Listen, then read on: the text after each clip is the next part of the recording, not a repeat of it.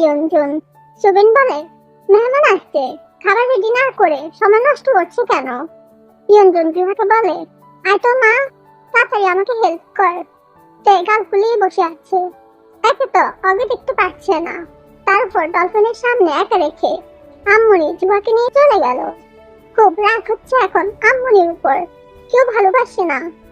Jungkook তার সামনে এসে দাঁড়ালো, কিছুক্ষণ গাল ফুলালো, দুষ্টু পুতুলকে দেখে নিল।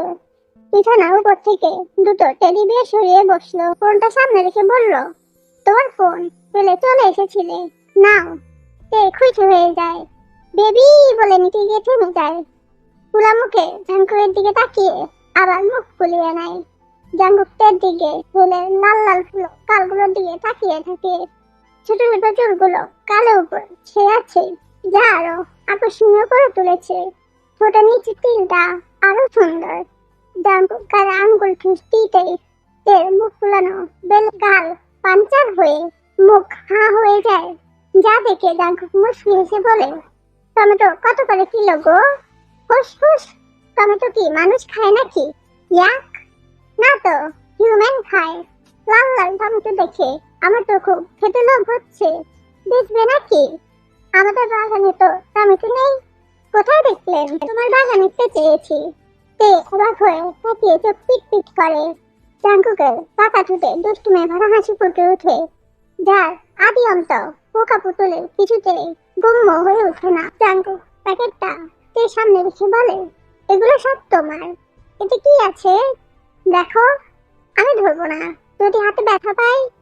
জাঙ্কুক প্যাকেট খুলে অনেকগুলো চকলেট আর দুটো হরলিক্সের বয়াম আর কয়েকটা চিপস বের করলো। ফ্রুটসগুলো ধোয়া নিয়ে গেছে। তে মিষ্টি হাসি দিয়ে জাঙ্কুকের দিকে তাকিয়ে আবার গাল ফুলালো। জাঙ্কুক চকলেটগুলো তের কোলে দিয়ে বলল, সরি অ্যাকসেপ্ট করুন রানী এলিজাবেথ, আপনার প্রজা আপনার দ্বার প্রান্তে আমার হাত তুলে দাঁড়িয়েছে। তে মুখ স্বাভাবিক করে বলে, মেরেছে, আবার আদর করতে এসেছে, চকলেট ঘুষ দিতে এসেছে। সরি, আর মারবো না, তবে পড়া না ফেলে ব্যথা দিব। আমি তো আর পড়তেই যাব না। ডেলি চকলেট গুলো তাহলে জুয়া একাই খাবে। কেড়ে ফেললো। জাঙ্কুক তো অবাক, কোনো কারণ ছাড়াই একটা মানুষ কিভাবে কাঁদে। আমি আর পড়তে যাব না, চকলেটের লোভ দেখিয়ে লাভ নেই। আমার তো হাত নষ্ট হয়ে গেছে, আমি খাবো কিভাবে? হরলিক্স গুলো চাইবো কিভাবে? জাঙ্কুক আরো অবাক, চকলেট বের করে তের মুখের সামনে ধরে। তে কামড় বসায়, একটু খেয়ে বলে, ইয়াম্মি। জাঙ্কুক চোখ খুঁজতে বলে, বাই এনি চান্স তুমি কি হরলিক্স চেটে চেটে খাও? হ্যাঁ তো, চেটে চেটে তো খাই। আম্মুনি বোঝে না, এক গাদা দুধের ভিতর এক চিমটি হরলিক্স দিয়ে বলে খাইতে। ওইভাবে কি মানুষ খায়?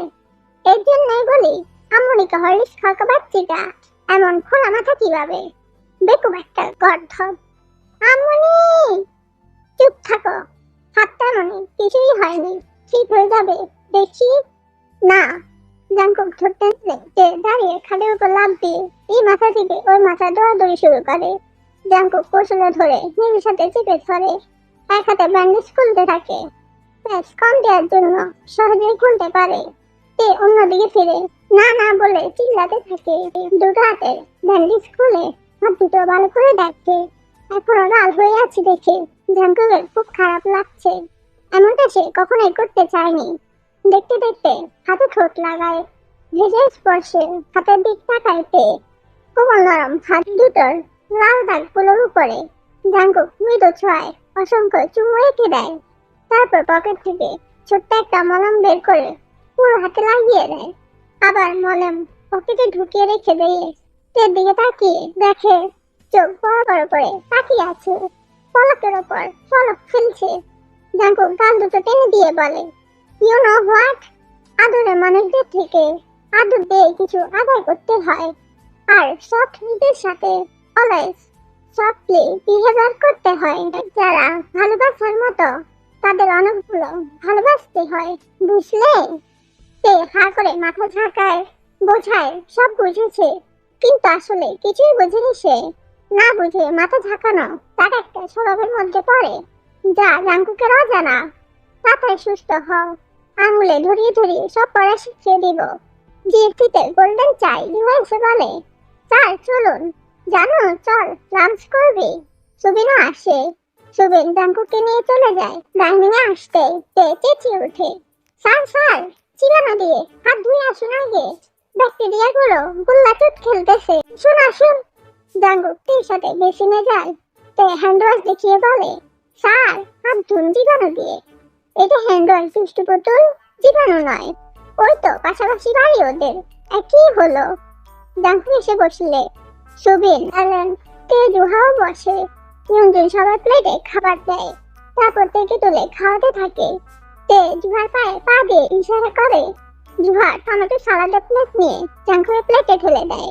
জাঙ্কুক সহ সবাই অবাক এমন কাজে। শুধু তে মিটিমিটি হাসছে। জুহাও অবাক, তে কেন বললো টমেটো দিতে। তারপর তার চিন্তা ঝুলি তুলেছে। জুহা এটা কি করলে? আব্বু, স্যার আসছে থেকেই বলছে আমি টমেটো খাবো টমেটো খাবো, তাই স্যার এবারে টমেটো দিলাম। স্যার আপনি খান। ইয়ঞ্জুন থেকে ধমক দিয়ে প্লেট ছড়িয়ে আবার নতুন প্লেটে পোলাও দেয়। খাওয়া শেষে জাঙ্কুক চলে আসে। জুহা সেখানেই থাকে তীর সাথে। বাসায় আসতে জিন বলে, কোথায় ছিলি এতক্ষণ তুই? ফোন ধরছিস না? জিহক সেই কফি বসে আছে। জাঙ্কুক উপরে চলে আসে। জিহক শুয়েছিল। জাঙ্কুক পাশে এসে বসতেই জিহক উঠে বসে। কখন এসেছিস? ফ্রেশ হয়েছিস? লাঞ্চ করেছিস? আসছিস বললেই তো হতো, আমি বাইরে যেতাম না। সবই করেছি, ফোনে চার্জ ছিল না। এখন চল।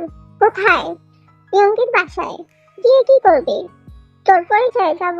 ইয়ঙ্গির সাথে বোঝাপড়া আছে, ওর আব্বু জানলে গন্ডগোল হয়ে যাবে। গন্ডগোল করতেই তো এলাম। মানে? জিহক বাঁকা হাসি দেয়। তুই কি বিয়ে করবি ইয়ঙ্গিকে?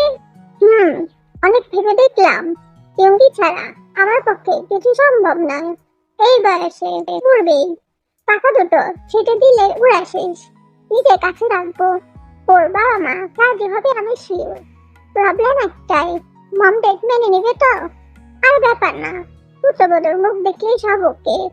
জিহক জাঙ্কুক দুজনে হেসে ফেলে। হাসি থামিয়ে জিহক বলে, সত্যি বলছি দোস্ত, মারাত্মক সুন্দরী, আমার ওকে লাগবে। রেডি হ, বের হই। জুয়াদের বাসায় আসতেই ইয়ঙ্গি দরজা খুলে দেয়। জুয়াকে সাথে নিয়ে এসেছে জাঙ্কুক তের বাসা থেকে। জাঙ্কুককে দেখে ইয়ঙ্গি অবাকও হয়, আবার লজ্জাও পায়। দৌড়ে ভেতরে গিয়ে আনিসকে বলে, আব্বু, এমপির ছেলে জাঙ্কুক এসেছে। আনিস সাথে সাথে জুহার মা রেনুকে ডাক দেয়। এগিয়ে এসে রিসিভ করে ওদের। বসতে বলে কিচেনে চলে যায়। রেনু এসে ভালো মন্দ জিজ্ঞাসা করে। ইয়ঙ্গি তখনই রুমে চলে এসেছিল। ওনাটা ঠিক করে এলোমেলো হয়ে থাকা চুলগুলো আসছে। ছোট হালকা গোলাপি লিপজল দিয়ে পারফেক্ট বলে ড্রয়িং রুমে আসে। জাঙ্কুকের পাশে জিহককে দেখে দু পা পিছিয়ে যায়। ভয়ে মুখ শুকিয়ে যায়, হাত পা কাঁপতে থাকে।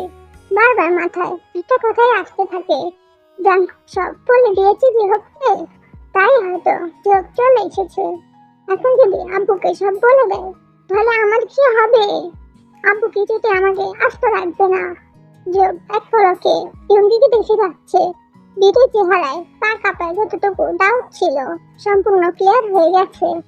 আনিস ইয়ঙ্গিকে দেখে পরিচয় করিয়ে দিতে চাইলে জিহক বলে, আঙ্কেল আমরা চিনি, জিহার বোন তো, আগে পরিচিত আমরা। জিহার চাইতে করে নাস্তা আনে। ইয়ঙ্গির আত্মার মধ্যে যেন পানি নেই। আনিস ভিতরে যেতে বলার সাথে সাথে সেখান থেকে চলে আসে রুমে। কান্নাও যেন আসছে না মুখ দিয়ে, এমন অবস্থা ইয়ঙ্গির।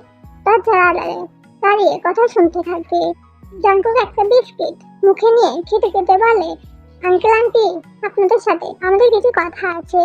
জিহা তুমি ভেতরে যাও। তারপর জাঙ্কুক জিহক দুজনে সমস্তটা বলে। আনিস রেনু মাথা নিচু করে বসে আছে। বড় আদরের দুই মেয়ে, এরকম খারাপ হয়ে যাচ্ছে মেয়ে যা তার ধারণার বাইরে। সামনে দুইজনের সামনে তাকাতে পারছে না, মাথা নিচু হয়ে আছে। আঙ্কেল, এত কিছু জেনেও ঝোঁক চায় ইয়ঙ্গিকে বিয়ে করতে। 3000রা ভুল করলে সেটা শুধরে নেওয়ার জন্য বাবা মাদের সঠিক সিদ্ধান্ত নিতে হয়। যদিও ইয়ঙ্গির বয়স হয়নি, সেহেতু টাকার জোরে কাজটা করতে চাচ্ছি। জিহক, তোমার ফ্যামিলি রাজি হবে তো? সেটা আমার উপর ছাড়ুন আম্মু। আমি কালই ইয়ঙ্কিকে বিয়ে করতে চাই। ঘরোয়া ভাবেই করুন, আমার কোনো অসুবিধা নেই। মেয়ে নাবালিকা জানাজানি হলে সমস্যা হবে, বিয়ে হওয়ার পর কোনো সমস্যা হবে না ইনশাল্লাহ। আনিস ইয়ঙ্গিকে ডাকে। ইয়ঙ্গি গুটি গুটি পায়ে এসে নিচের দিকে তাকিয়ে কেঁদে ফেলে। আনিস অন্যদিকে তাকায়। যে মেয়ে এত কিছু করতে পারে, বাবার কথা ভাবে না, তার চোখের পানিতে গলার শোভা পায় না। গম্ভীর গলায় বলে, আশা করি তুমি এখন সব স্বীকার করবে না। কাল তোমার বিয়ে, প্রস্তুতি নাও। আব্বু, আমি কিছু শুনতে চাই না।